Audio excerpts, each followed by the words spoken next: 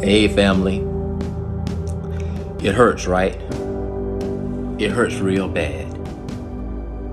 And I get it. Because I'm going through some things right now, family, and it hurts so bad. And I'm like, Lord, if you would just take this away, I could be so much more productive for you. I could bear so much more fruit for you if I wasn't dealing with this. And the Lord, as I was making this bargain with him, as I was praying, and he led me to 2 Corinthians chapter 12. And our friend, the Apostle Paul, he's got a similar issue. He's dealing with what is called a thorn in the flesh, a messenger of Satan. But Paul says, okay, I know how to deal with thorns and I know how to deal with Satan. I'm just going to pray.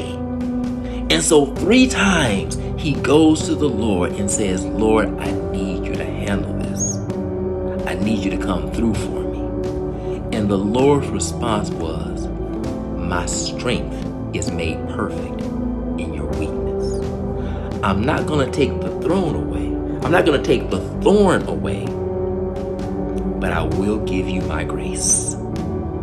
And God graced Paul so much while he had this thorn that Paul went on to write the book of Galatians. And because of that, we know that the fruit of the Spirit is love, joy, peace, patience, kindness, goodness, gentleness, faithfulness, and self-control. Paul went on to write the book of Romans. And now we know that all things are working together for our good because we love him and we're called to his purpose.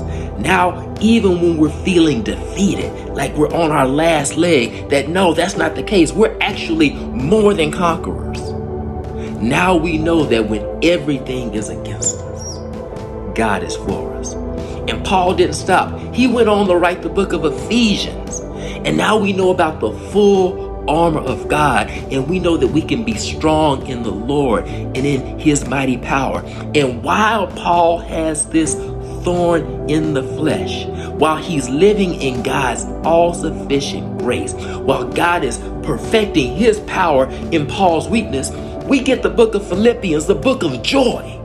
Paul wrote the book of joy with this thorn in his flesh. And now we know that we can do all things as Christ strengthens us. Now we know we don't have to be anxious about anything, but that in everything we can just pray and God will give us a peace that surpasses all understanding. Now we know that what God has started in us, he will finish it, because he who has begun a good work in you and in me will carry it to completion until the day of Christ. So God's not dependent on your strength. We're depending upon him. I'm not saying that he's not going to take the thorn away.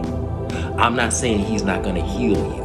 I'm not saying he's not going to turn this thing around. But I am saying that while we're in our weakened state, we can press on and trust that God, our Father, in Jesus' name, is never weak. And when our strength runs out, his all-sufficient grace will pick us up and take us everywhere we need to go. In Jesus' name. We put Christ first. Love you guys.